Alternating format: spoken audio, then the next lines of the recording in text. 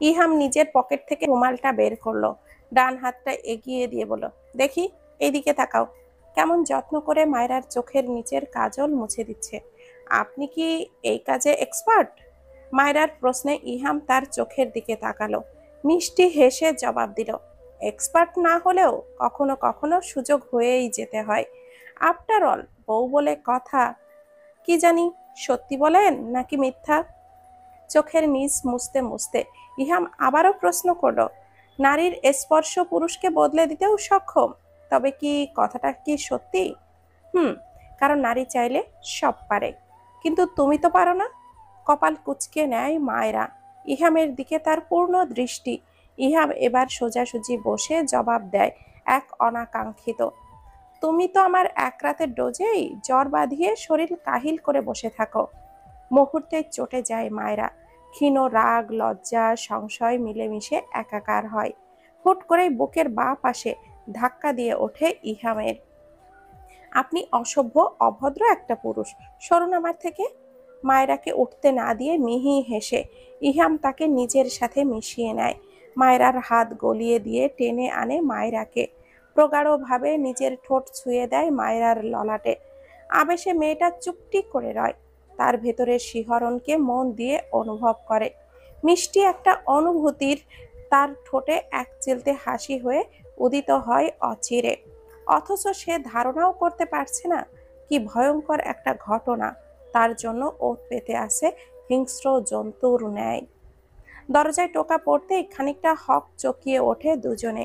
মায়রা আর ইহাম নিজেদের থেকে অল্প দূরে সরে। কিঞ্চিত বিব্রত বোধ করে মায়রা আর চোখে তাকিয়ে দেখে ইহামকে।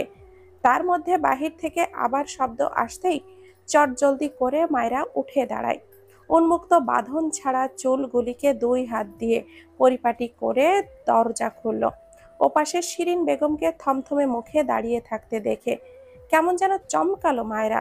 স্নেহময়ী কোমল হৃদয়ের ভদ্র মহিলাটা কি রেগে আছেন?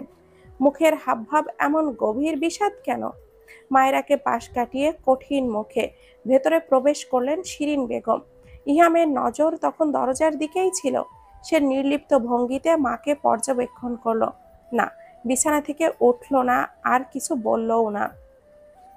মায়ের কাঠিন্য মুখ দেখে বেশ বুঝতে পারল তিনি যে রেগে আছেন। সবটা উপলব্ধি করেও তৎক্ষণাৎ কোনো প্রতিক্রিয়া দেখালো না সে, বরং শান্ত ভঙ্গিতে বসে থেকে মায়ের দিকে গভীর চোখে তাকিয়ে রইল।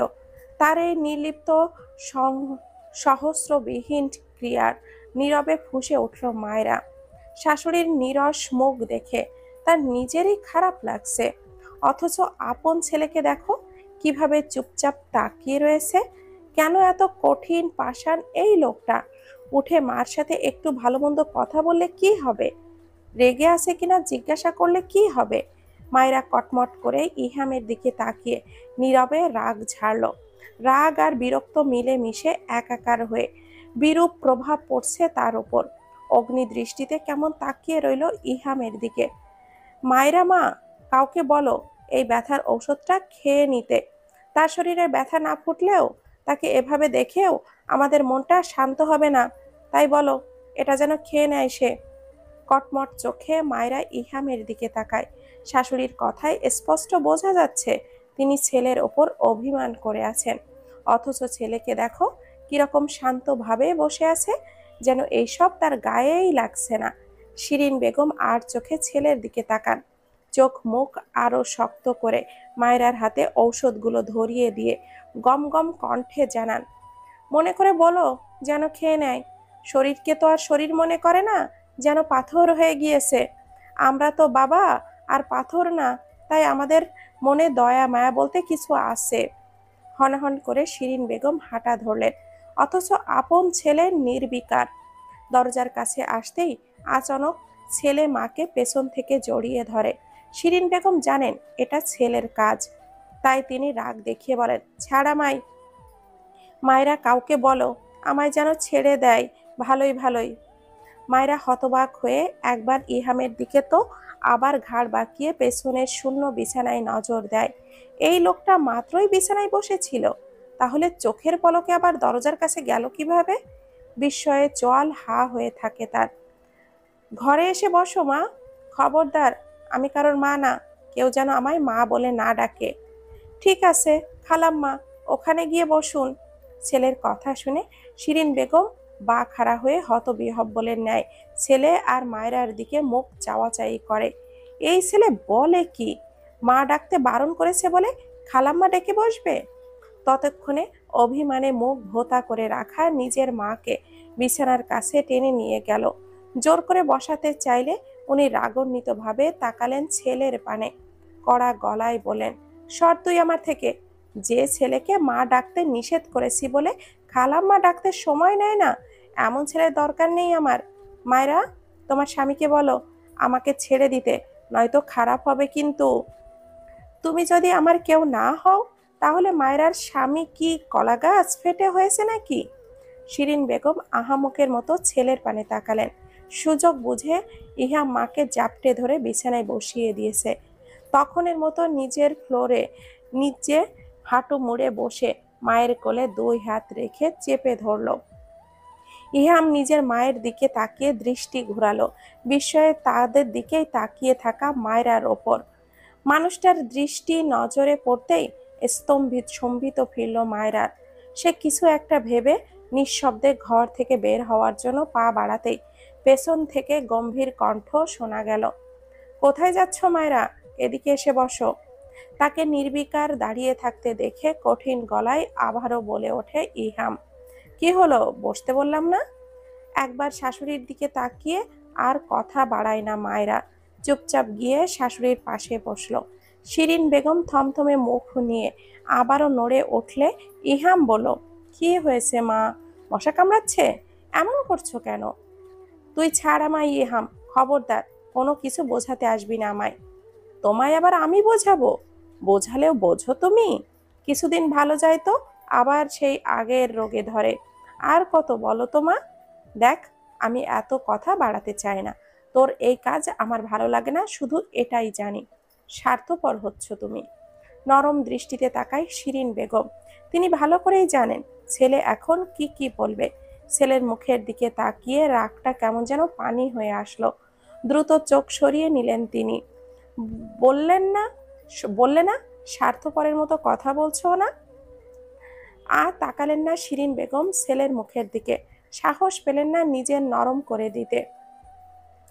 ছেলে বারবার তাকে এভাবে মানিয়ে নেয়, তাই শক্ত হওয়ার চেষ্টা করে জবাব দিলেন, মায়েরা সব পারে, স্বার্থপর হতেও জানে। তবে দেশের আর বাদবাকি মাগুলি, তারা কি করবে নিজেদের সন্তানের জন্য? শুকনো ঢোক গিললেন শিরিন বেগম। মায়েরা কেবল অপলকভাবে অবলম্বন বিমূঢ় হলো। ড্যাব ড্যাব করে দেখলো শিরিন বেগমের গলা কাঁপছে, চোখের পাতা নড়বড় করছে। অপরদিকে মায়ের দিকে গাঢ় দৃষ্টিতে তাকিয়ে আছে ইহাম, যেন ধৈর্যের সাথে মাকে বোঝাতে তৎপর সে। আমি জানি মা, তুমি অনেক সাহসী। স্কুলে থাকতে স্কাউটের নাম ছিল তোমার। আমাদের দেশের জন্য কাজ করা নিয়ে তোমার তেমন কোনো আপত্তিও নেই, শুধু মাঝে মাঝে অতিরিক্ত চিন্তা থেকে বেঁকে বসো আর কি। আমাকে বোঝাতে আসিস না ইহাম, আমি বেশ ভালো করেই জানি আও বাও দিয়ে তুই আমাকে খুব মানিয়ে ফেলবি, কিন্তু এভাবে আর হয় না। কেন হয় না? কিসের এত পিছু টান তোমাদের? তুই, তোর জীবন, চাকরিটা না করলেও কি মৃত্যু থেকে বাঁচতে পারবো নাকি? আমাকে কেউ বাঁচাতে পারবে? সর বাবা, আমার কাজ আছে। মিথ্যা বলছো, তুমি আমার থেকে পালাতে চাইছো। উত্তর দিতে পারলেন না শিরিল বেগম। দৃষ্টি অন্যদিকে ঘুরিয়ে নিয়েছেন মুহূর্তেই। দেশের জন্য কাজ করতে পারা আমার ভাগ্যের ব্যাপার মা। তুমি যেমন তোমার সন্তান নিয়ে চিন্তিত, বাকি মাগুলিও নিজেদের সন্তান নিয়ে, প্রিয়জন নিয়ে চিন্তায় থাকে। তাদের নিরাপত্তা কাউকে না কাউকে তো দিতে হবে।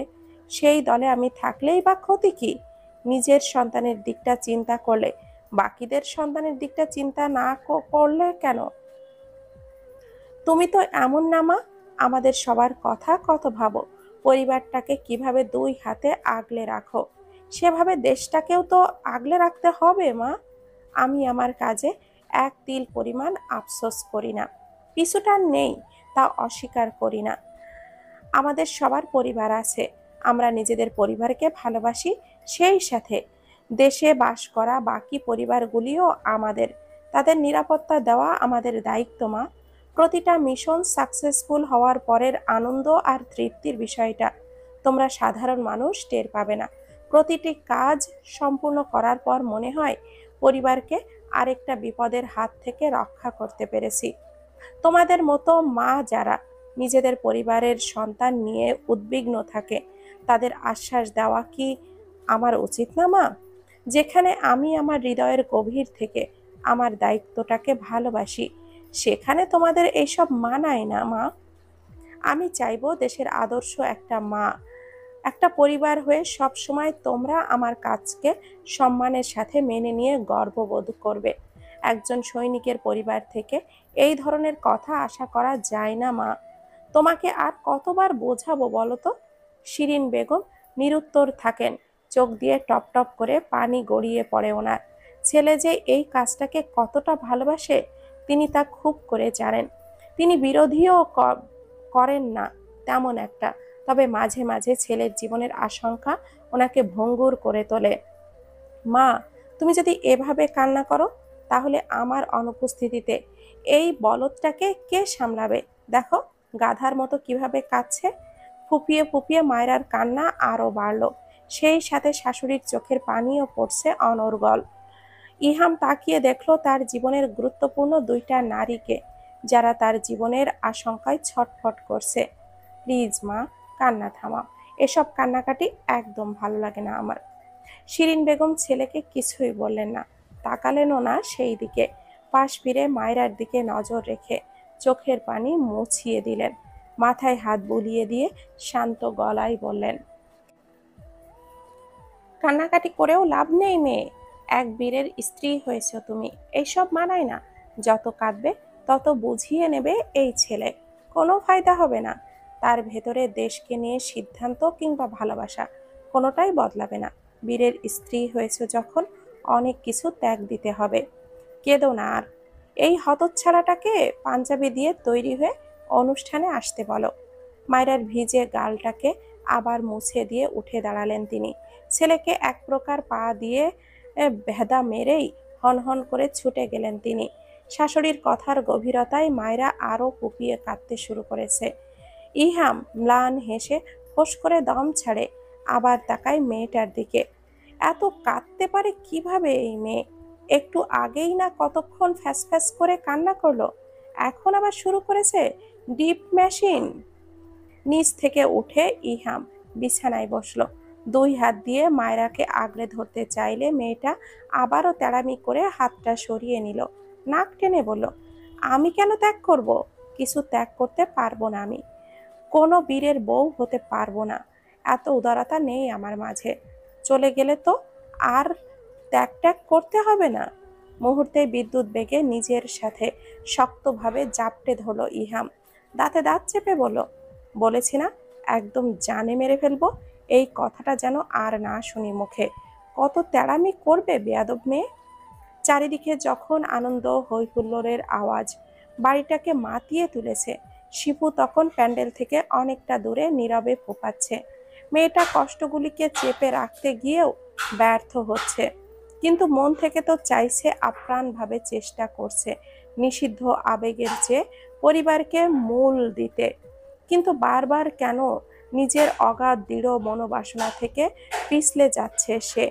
এই কারণেই কষ্টটাকে কি আরো বেশি ভাবে অনুধাবন করতে হচ্ছে তাকে? উফ, ভেতরটা জ্বলে যাচ্ছে একদম, আর সহ্য করা যায় না। মাঝে মাঝে তো মনে হয় এই কষ্টের চেয়ে মরণও ভালো হবে। কিরে, তুই এখানে কি করছিস? হঠাৎ মোটা পুরুষালী কণ্ঠে কেঁপে ওঠে শিপু। বুক ধড়ফড় করে ওঠে তার। দ্রুত চোখ মুছে নিজেকে ধাতস্থ করার চেষ্টা চালায় সে। হাত চার এর দূরে থেকে আবারও ভেসে আসে, শিপু তুই কি কাঁদছিস? নাক টেনে চোখের পানিটা যত্ন করে মুছে নেয় শিপু। হাসার বৃথা চেষ্টা করে জানায়, আরে না হাসিব ভাই, এইদিকে এসেছিলাম একটা ফোন কল অ্যাটেন্ড করতে। তখনই কোথা থেকে একটা পোকা এসে পড়েছে হয়তো চোখে। সে কিরে, আয় দেখি কি হয়েছে। হাসিব এগিয়ে গেল শিফুর কাছে। ছেলেটার হাতে তখনও ভিজে গামছা বাঁধা, খানিক ফুলেও আছে হয়তো। তেমন কিছু হয়নি ভাই, পোকা বের করেছি, কিন্তু সেই জ্বালাটা এখনো রয়ে গিয়েছে। তুমি চিন্তা করো না, তোমার হাতের ব্যথা এখনো কমেনি। শিপুর হাসি হাসি মুখের প্রশ্নটা শুনে হাসিবুল্লাহ কেমন যেন চুপসে যায়। উস্কো খুস্কো ভঙ্গিতে ইতস্ততার সাথে জবাব দেয়, এই সামান্য আছে আর কি। সত্যি করে বলো তো। একটু থেমে শিপুর চোখের কোণায় আঙ্গুল ঠেসে পানিটুকু মুছে আনে যত্ন করে। হাতে কিভাবে ব্যথা পেয়েছিলে? শুধু ঘুমানোর কারণেই, নাকি অন্য কিছু? সূক্ষ্ম চোখে হাসিবুল্লাহ পরখ করে শিপুকে। মেজাজ তার কটকটে। অসন্তোষ নজরে তাকিয়ে দেখলো শিপুকে। একদম ভাইটার মতো চালাক আর ধূর্ত হয়েছে এই মেয়েটা। বড় হলে না জানি কেমন হবে। গড়গড় করে মনে হলো কাল রাতের অনাকাঙ্ক্ষিত মুহূর্তের কথাটা। হুট করে দরজাটা ঠেলে আসা বিশাল দেহী মানুষটা কেবল অভিজ্ঞ হাতে তাকে মুচড়ে ধরেছিল নিষিদ্ধ কিছু ছোঁয়ার অপরাধে। সামরিক বাহিনীতে দক্ষ পটু শক্তিশালী হাতটা তার কাছে বিষাক্ত লেগেছিল। আহ, সে কি যন্ত্রণা! মনে হলেই শরীর কাঁপিয়ে হাতের ব্যথা বাড়ে। ধড়ফড়িয়ে ওঠে হাসিবুল্লাহ। তীক্ষ্ণ চোখে তাকায় শিফুর দিকে। মেয়েটা যে কিছু একটা আঁচ করতে পেরেছে সেটা সে ভালো করেই বুঝতে পেরেছে। চালাক কিনা? তুই বলতে চাইছিসটা কি রে শিপু? তুমি যত যাই বলো, আমার মনে হচ্ছে তুমি কালকে রাতে ভয়ঙ্কর কোনো বাঘের থাবায় পড়েছ। সেটা আর কেউ বুঝতে না পারলেও আমি কিন্তু ঠিকই পড়েছি। চুপ কর, তুই বেশি বুঝিস না। তোদের মেয়েদের এই এক সমস্যা, সব সময় এক লাইন বেশি বুঝিস তোরা। ওইদিকে চল, সবাই অনেক মজা করছে, প্যান্ডেলে আয়। বাসন্তী কালার পাঞ্জাবির হাতাটা গোটাতে গোটাতে ইহাম বাড়ির সদর দরজা দিয়ে বের হচ্ছিল। তার এমন আকর্ষণীয় রূপ দেখে থমকে গিয়েছে মায়েরা। কেমন অভিভূত নয়নে এই ভয়ঙ্কর সৌন্দর্য দেখে চলেছে এক বলিষ্ঠ মানবের। আভিজাত্যের লেপন যার আদলে, মিহি গৌরবের জৌলুস যার আশপাশ থেকে কিরণ দিচ্ছে, সেই ফর্সা গায়ের রংটা যেমন মিশে গিয়েছে। বা হাতে পেঁচানো মোটা ব্যান্ডেজটাও যেন বড্ড লোভনীয় আকর্ষণীয়ভাবে ফুটে উঠেছে। মায়েরা এক নজরে বিস্ময় মোহের সাথে জড়িয়ে নিয়েছে ওই লোকটার সৌন্দর্যের দৃশ্যটুকু। আচ্ছা, ছেলেরাও কি আগুন সুন্দর হয়? কিন্তু তার যে মনে হচ্ছে ওই লোকটাকে যেন স্বয়ং আগুন লাগছে। কাছে গেলে এই বুঝি ঝলসে দেয়। মাঝারি আকারের চুলগুলিতে হাত বোলাতে বোলাতে ইহাম মায়রার কাছে এগিয়ে এলো। এই ঝলসানো আগুনকে সামনে আসতে দেখেই নিঃশ্বাস থমকে গেল বুক পিঞ্জিরায়। সবটাই তীক্ষ্ণ নজরে দেখে মুচকি করে হাসলো ইহাম। মায়রার পাশ ঘেঁষে দাঁড়িয়ে ক্ষীণ গলায় বলল, কি ম্যাডাম, কি দেখছেন এভাবে তাকিয়ে? ঘোর লাগা কণ্ঠে আরো ছটফটিয়ে উঠল মায়রা। মধুমেয় এক অস্থিরতায় ব্যাকুল চিত্ত ফুটে উঠল তার মাঝে। হাঁসফাঁস করা ভেতরটা নিয়ে মুহূর্তেই চোখ নামিয়ে দৃষ্টি নত করল সে। কি হলো, বললে না তো কি দেখছিলে? কেমন মোহচ্ছন্ন ভাবেই মায়েরা জবাব দিয়ে বসল, আপনাই। বেয়াদবের মতো নিজের স্বামীকেই চোখ দিয়ে গিলে খাচ্ছিলে? সচকিত মায়েরা চট করেই তাকালো। চোখে মুখে তার প্রশ্নাত্মক ইঙ্গিত। ভুরুদয়ের মাঝ বরাবর সরু রেখা এঁকেছে সুনিপুণ রূপে। এই লোকটা সবসময়ই এমন। কোমলতা যেন পুষায় না ওনার বিস্ময়ের সহিত প্রশ্ন করল, আশ্চর্য, তাকিয়েছি বলে কি চোখ দিয়ে গিলে ফেলা হলো? নয়তো কি মাথা মোটা? আপনার মতো বুজুং ভাজুং চিন্তা ভাবনা তো আর সবার নেই, তাই আপনার মতো ভাবতেও পারে না। সামান্য তাকিয়েছি বলে কি নিজেকে যা খুশি তাই ভেবে নেবেন নাকি? তোমার জামাই তো তেমনই, দেখতে হবে না কে সে? পাঞ্জাবের কলারটা ভাব নিয়ে টেনে ধরতেই বিরক্তে মায়েরা মুখ ভ্যাংচালো। ঢং ঢং দেখবে বউ? রাতে জোরালো ঢং দেখাবো তোমায়, আমার মিসেস পিচ্চি চৌধুরী। আপনার ঢং আপনি দেখতে থাকুন, আমার কোনো ইচ্ছা নেই। মায়েরা চলে যেতে নিলেই ইহাম সন্তর্পণে তার বাহু টেনে ধরল নিজের সাথে। আশপাশ তাকিয়ে ঘাড়টা খানিকটা মায়রার দিকে ঝুঁকিয়ে হিস হিস আওয়াজে বলল, আমার ভয়ঙ্কর হামলার জন্যেও তো তোমাকে লাগবে মাথা মোটা? নিজের ঢং নিজে একা দেখব কি করে? ঢং দেখানোর জন্য হলেও তো কাউকে দরকার বলো। আর আমার সেই কেউটা তুমি মিসেস পিচ্চি চৌধুরী। ইহাম ঠোঁট কামড়ে হাসতে হাসতে চলে গেল স্টেজের দিকে। আর মায়েরা তখনও হতবিহ্বলের মতো বিমূঢ়ভাবে তাকিয়ে আছে সেই দিকে। এই লোকটা তো দিনকে দিন বেয়াড়া হয়ে যাচ্ছে। অনুষ্ঠান শেষ হতে হতে রাত তখন ঘড়ির কাঁটা 12টার ঘরে। উঠোনের এক পাশে বাবুর্চি দিয়ে বড় ডেকচিতে বিরিয়ানি রান্না করা হয়েছে। করিমুল্লাহ সিদ্দিক গ্রামের বিত্তবান লোক, তিনি গ্রামের হিসেবটা জানেন, তাই এত রাতেও বড় বড় 3 ডেকচি বিরিয়ানি রান্না করেছেন বাবুর্চি দিয়ে। কারোর যেন কমতি না হয় সেই দিকেই নজর ওনার। কাল বিয়ে বরযাত্রী, উনি কম নিতে চান। কম করে হলেও 50 জন হয়ে গিয়েছে, না জানি আরো কতজন বাড়ে।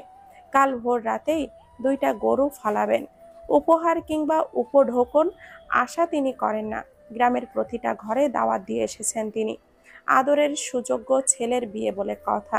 তিনি নিজের বড় 2 ছেলের ওপর খুবই সন্তুষ্ট, কিন্তু ছোট ছেলেটাই হয়েছে কেবল লাগাম ছাড়া উচ্ছৃঙ্খল। সবার হাতে হাতে বিরিয়ানির প্যাকেট দেওয়া হয়েছে। আশেপাশের লোকজনও কমে গিয়েছে। বাড়িতে কেবল নিজেদের লোকজন আর আত্মীয় স্বজন। প্যান্ডেলের ভেতরে তখন খাবার দাবার চলে। বেচারা হাসিবুল্লার মুখের ভাব করুণ। তার ডান হাতটা নির্দয়ের মতো মচকে দিয়েছে একটা পাষাণ নির্দয় মানুষ। ইস, সামান্য একটু ভুলে তার হাতটা মচকে দিতে ওই লোকটার একটুও কষ্ট হয়নি। হাসিবুল্লাহ একে একে সবার মুখের দিকে তাকায়। আশেপাশে তার মা নেই। তিনি থাকলে এতক্ষণে তার খাওয়া অর্ধেক শেষ হয়ে যেত। ডান হাতের কারণে শান্তিতে খেতেও পারছে না। উপায়ান্তর না পেয়ে সে আরো সামনে এগিয়ে গেল। মায়েরা আর শিফু তখন একসাথে বসে খাবার খাচ্ছিল। হাসিবুল্লাহ সরু চোখে মায়েরা আর শিফুকে দেখল। এরপর রাশভারী কণ্ঠে বলল, শিফু বোন, আমাকে একটু খাইয়ে দিবি? শিফু মুখে গোশত দিয়ে বিরিয়ানি পুড়তে পুড়তে তাকায় সেই দিকে। কোনো রকমে চিবিয়ে জবাব দেয়, দেখছো না ভাই, আমি খাচ্ছি, তুমি খালামণির কাছে যাও। আম্মা এই দিকটাই নেই, তুই খেয়ে আমাকে চামচ দিয়ে খাইয়ে দে। পারবো না হাসিব ভাই, আমি খালামণিকে ডেকে আনছি খেয়ে। খিদে পেটটা চোচো করছে তার। বিরক্ত রাগে মুখটা বিকৃত করে নিয়েছে সে। চোখা চোখা চোখে একবার নির্বিকার মায়রার দিকে তাকায়। ক্রোধে গজগজ করতে করতে বলে, এই সব কিছুই হয়েছে আপনার জন্যে। এখন আপনি আমারে আগে খাইয়ে দিন ভাবি। হাসিবুল্লার কথায় কুঁচকে তাকায় মায়রা। সন্ধিহান চোখ দুটি বিরক্ত হাসিবুল্লাহকে দেখতে থাকে। তার এই হাতের জন্য সে দায়ী? কি করে? সে কি গিয়ে বলেছিল যে বদমাইশ খচ্চর, এভাবে না ওভাবে শো?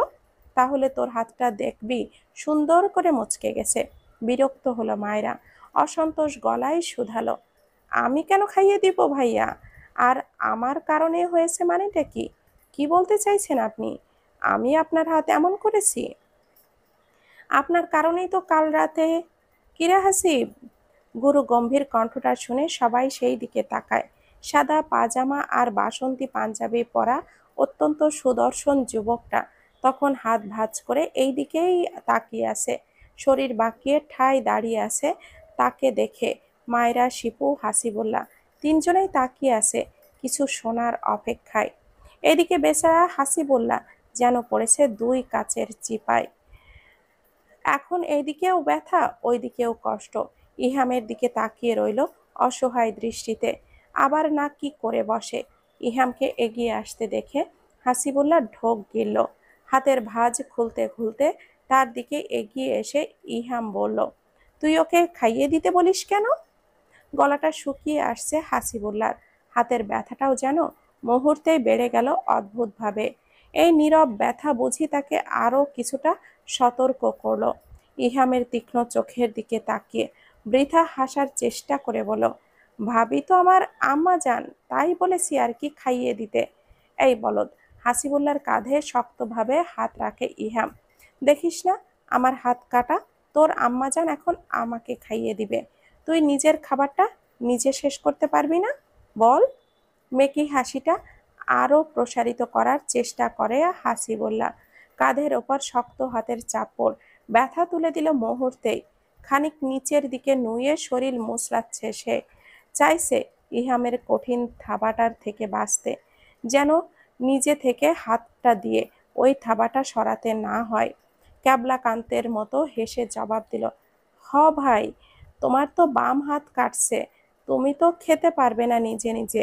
আমার ডান হাত মচকে গিয়েছে, তাতে কিছুই না। বাম হাত তো ঠিক ভালো আছে, আমি বাম হাত দিয়ে খেতে পারবো, কোনো সমস্যা নেই ভাই। আমাজান রে বলো তোমারে খাইয়ে দিতে, আমি বরং যাই, ওইদিকে হয়তো আমার বন্ধু ডাকছে। আর একটু নড়ে চড়ে উঠল হাসিবুল্লাহ। অবস্থা সুবিধার না, ইহাম এখনো তার কাঁধ চেপে আছে। বেগতিক অবস্থা দেখে হাসিবুল্লাহ হাঁটু ভাঁজ করে খানিকটা নুইয়ে পড়ল নিচের দিকে। ইহামের হাতটা ছেড়ে দিতেই এক প্রকার ফুসকি দৌড় দিয়ে স্থান ত্যাগ করলো ছেলেটা। তার এহেন কাণ্ডে মুচকি হেসে উঠেছে শিপু।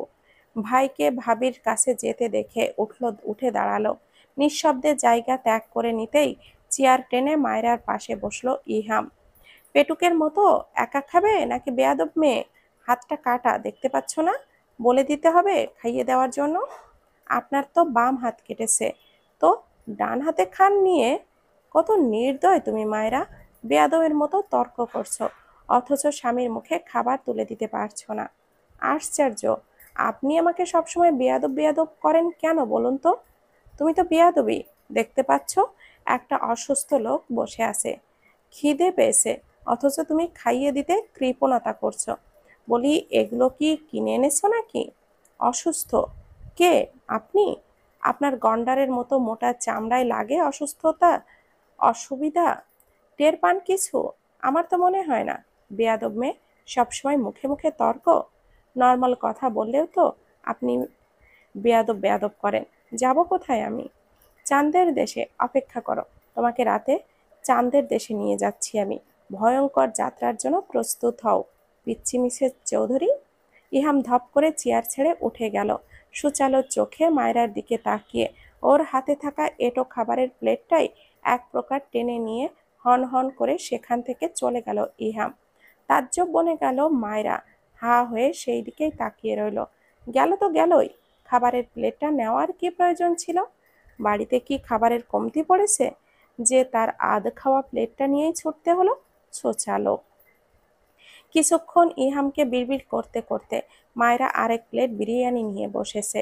গরুর গোশতের বিরিয়ানিটা বেশ খেতে হয়েছে। ঘ্রাণটা শুকলেই যেন জিহবায় পানি এসে পেটের খিদে বাড়ে। বিরিয়ানিতে গোশতের পরিমাণও যথেষ্ট। লোকমায় লোকমায় ছোট ছোট গোশতে কামড়ে লাগায় অমৃত মনে হয়। সাথে ঠান্ডা ঠান্ডা কোক পেয়ে মায়েরা মহা খুশি। ঢোকে ঢোকে কোক খেয়ে তৃপ্তির ঢেকুর তোলে। লজ্জা শরম পাশে রেখে খানিকটা বড় করে এক লোকমা গোশত সহ বিরিয়ানি মুখে দিয়ে শশায় কামড় দেয়, চোখ বন্ধ করে তৃপ্তির সাথে চিবোতে থাকে। হন্তদন্ত হয়ে শিপু এগিয়ে আসে তখনই, লম্বা শ্বাস টেনে বলে, ভাবি, এই নাও তোমার ফোন। আন্টি সেই কখন থেকে তোমায় কল দিচ্ছে। চট করে মায়েরা তাকালো। শিপুর নিঃশ্বাস নেওয়ার গতি দেখে কপাল কুঁচকালো সে। আম্মু হঠাৎ এতবার কল দিবেই বা কেন? ভাবনার মাঝে মুখের সব খাবারটুকু গিলতে গিলতে হাত বাড়িয়ে দিল ফোন নেওয়ার জন্য। আম্মু কি অনেকক্ষণ ধরে কল দিচ্ছে? হ্যাঁ ভাবি। ফোন নিয়ে লক খুলবে তার আগেই আবারও কল এলো ফাতেমা বেগমের নাম্বার থেকে। হ্যালো আম্মু। মায়েরা, মারে। ফোনের ওপাশ থেকে ডুকরে কান্নার আওয়াজ শুনে থমকে গেল মায়েরা। খাবারটা যেন লাগলো গলায় ঠেকে গিয়েছে। চিন্তিত বিস্ময় চোখগুলি স্থির। বুকের ভেতর তখন ভারী একটা কিছুর আঘাত করছে। কি হয়েছে ওখানে? সব ঠিকঠাক? আম্মু এভাবে কান্না করছে কেন? অনেক কষ্টে ঢোক গিলল মায়েরা। লঘু স্বরে জিজ্ঞাসা করলো, কি হয়েছে আম্মু? কান্না করছো কেন তুমি? মারে, আমার তুহিন। ওপাশে যে ভয়াবহ কিছু হয়েছে তা আন্দাজ করতে পারছে মায়েরা। বুকের ভেতর তখন ধুকপুক করছে। ফাতেমা বেগম কান্নার কারণে ঠিকভাবে কথাও পর্যন্ত বলতে পারছেন না। কি এমন হয়েছে ভাইয়া? মা এভাবে কান্না করছে কেন? তীব্র সংখ্যায় হাত পা মৃদু কাঁপছে তার। খাবার পাশে রেখেই উৎকণ্ঠায় দাঁড়িয়ে পড়ল মায়েরা। উদ্বিগ্ন কণ্ঠে শুধালো, ভাইয়ার কি হয়েছে আম্মু? শিপুয়া চলে যাওয়ার জন্য পা বাড়াতেই থমকে গেল এমন একটা কথা শুনে। তার কিশোরী বুকে প্রবল বেগে আঘাত আনলো জলোচ্ছ্বাস। গাঢ় ভয় তার হৃদয় কামড়ে ধরল। তড়িতে সে পিছু ফিরল। কি শুনল এটা? কম্পিত পা টেনে আরেকটু এগিয়ে যায় মায়রার সন্নিকটে। স্নিগ্ধ দৃষ্টিতে বিমূঢ় হয়ে তাকিয়ে থাকে তার দিকে। কানে ঝংকার তুলে বেজে যাচ্ছে, তুহিনের কিছু একটা হয়েছে। নিঃশ্বাসটা কেমন যেন আটকে আসছে তার। কি হয়েছে ওই লোকটার? কি হলো আম্মু, বলছো না কেন? কি হয়েছে ভাইয়ার? মায়রা, আমার তুহিন। আম্মু প্লিজ বলো না কি হয়েছে। আমার হাত পা কাঁপছে আম্মু। জানি না, জানি না আমার ছেলের কি হয়েছে। 11টার দিকে খাবারের জন্য ডাকতে গিয়ে দেখি দরজা বন্ধ। এত ডেকেও কোনো সাড়া শব্দ না পেয়ে দরজা ভেঙে ভেতরে ঢোকে তোর বাবা। বেলকুনিতে গিয়ে দেখি আমার ছেলেটা নিস্তেজের মতো পড়ে আছে। হাসপাতালে নিয়ে যাচ্ছি। এখনো কথা বলছে না আমার কলিজার টুকরাটা। আমার খুব ভয় হচ্ছে রে মা। মায়ের কান্নায় থমকে গিয়েছে মায়েরা। চোখের পাতা তার অনড়। কেমন বিহ্বল চাহনি। শরীরের ভার ধরে রাখতে না পেরে এক পা পিছিয়ে গিয়েই কেমন ধপ করে চেয়ারটায় বসে গিয়েছে। এক ধ্যানে তাকিয়ে তাকিয়ে থাকা আঁখি গড়িয়ে টপ টপ করে ঝর্ণা বইল। ভাইয়ের জন্য আতঙ্কে তার ভেতরটা ফাঁকা লাগছে। শূন্য মস্তিষ্কে কেবল ঘুরপাক খাচ্ছে একটা কথা, কি হয়েছে তার ভাইয়ের? ব্যাকুল উদ্বিগ্নে শিপুর বুকের হাড় ভেঙে গুঁড়ো হচ্ছে। নিঃশ্বাসের পাল্লা কেমন থেমে থেমে নড়ছে। কানের পাশ দিয়ে বিরহের শীতল সুর তাকে বরফের মতো জমিয়ে দিয়ে যাচ্ছে। শ্বাস নিতে বড্ড কষ্ট হচ্ছে তার ভেতর গহীনে। উদ্রেকে বুকের ছাতি কাঁপছে। তার কোমল হৃদয়ের দাবানলের জ্বলন ধরেছে যেন। কেমন ঘোরের মাঝে এগিয়ে গেল শিপু। ক্রন্দনরত মায়রার পায়ের কাছটায় ধীরে বসলো নিভৃতে। উদ্রেক উৎকণ্ঠায় গলা কাঁপছে শিপুর। চেয়েও পারছে না ক্ষীণ আওয়াজ তুলতে। বারবার ভেসে উঠছে তুহিনের আধুত হাস্যোজ্জ্বল মুখখানা। সে নির্বিকার ভাবে তাকিয়ে আছে মায়রার দিকে। মেয়েটা কেমন পাথরের মতো বসে থেকে কাঁদছে। শিপু বুঝতে পারছে না তার ভেতরের অনুভূতির ঘন ঘটা। সব কিছু কেমন যেন তার কাছে ভোঁতা লাগছে। কি হয়েছে ভাবি? নির্জীব মায়রা মন্থর গতিতে চোখ ঘুরিয়ে তাকায় শিপুর পানে। মেয়েটার ঝলমল চোখ জোড়া দেখেই যেন কান্নারত অবস্থাতেই তুচ্ছ হেসে উঠল মায়রা। ঠোঁটের কার্নিশে নগণ্য হাসিটা রেখেই বলে ওঠে, শান্তি হয়েছে শিপু? তোমাদের শান্তি হয়েছে? আমার ভাই হাসপাতালে, এবার তোমরা সবাই খুশি তো? ভাঁজ করা হাঁটুটা নড়ে উঠতে শিপু মাটিতে লেপ্টে বসে পড়ল। শরীরটা তার অবশ লাগতে শুরু করেছে। কানে লাভার মতো টগবগ করছে তুহিন হাসপাতালে আছে সেই কথাটা। নিষ্প্রভ চোখগুলি ছুঁয়ে কয়েক ফোঁটা পানি পড়তেই তেতে উঠল মায়রা। এদিকটায় এখন মানুষ নেই। নিজেকে সংযত করতে না পেরে ক্ষোভ নিয়েই বলে উঠল, এখন কাঁদছো কেন শিপু? মজা পেয়েছো না? কষ্ট দিতে তো ভাইয়াকে কম দাও না। তাহলে এখন কেন কাঁদছো? একদম কান্না করে অভিনয় করবে না বলে দিলাম। শিপু স্তব্ধ। মায়রার বিদ্বেষী কথা তার কর্ণকুহরে পৌঁছালো না মনে হয়। বুকের ভেতরটা তার আহাকারে লিপ্ত। মনের গহীনে থাকা মানুষটা বুঝি নিস্তেজ হয়ে হসপিটালে ভর্তি। কি হয়েছে তার? বড় ধরনের কোনো কিছু? তার কি খুব কষ্ট হচ্ছে? এই ভেতরের জ্বালাই থেকেও বেশি নিস্তেজ হয়ে শুয়ে থাকা লোকটার দিকে কি জানে। এত দূরে থাকা একটা হৃদয় দহনে পুড়ে ছারখার হয়ে যাচ্ছে তার অবস্থায়।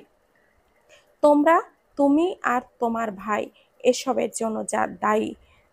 তোমরা আমার ভাইটাকে কষ্ট দিতে দিতে জখম করে দিয়েছো। এসবের জন্য তোমরা দায়ী শিপু। অপরিচিত একটা জায়গায়, তাও বিয়ে বাড়িতে, আশেপাশে মানুষজনের অভাব নেই। এই পরিবেশে তার এভাবে রেগে যাওয়াটাও ঠিক নয়। নিজেকে সংযত করতে চেয়েও ব্যর্থ হচ্ছে সে। ভাইয়ের জন্য ভেতরটা জ্বলে যাচ্ছে। কেমন আছে এখন তার ভাই? পরেক্ষণে হৃদয়টা জ্বলে উঠল অন্য এক কারণে। নিজেকে ধাতস্থ করে কঠোর বানালো। চোখের নির্মল পানিটা মুছে মনকে দৃঢ় করলো। আজ সে কথাই বলবে না বিষয়টা নিয়ে। নির্বোধের মতো নেওয়া একটা সিদ্ধান্তের ওপর জেদ ধরে বসে থাকা মানুষটার জন্যে এমন অধপতন হতে পারে না। চোখের পানিটা মুছতে মুছতে পা বাড়ালো গন্তব্যে। আজ যাই হোক, দমে যাবে না সে। সীমা পার হতে হলেও নিজেকে সেই হিসাবে প্রস্তুত করে নিল মায়রা।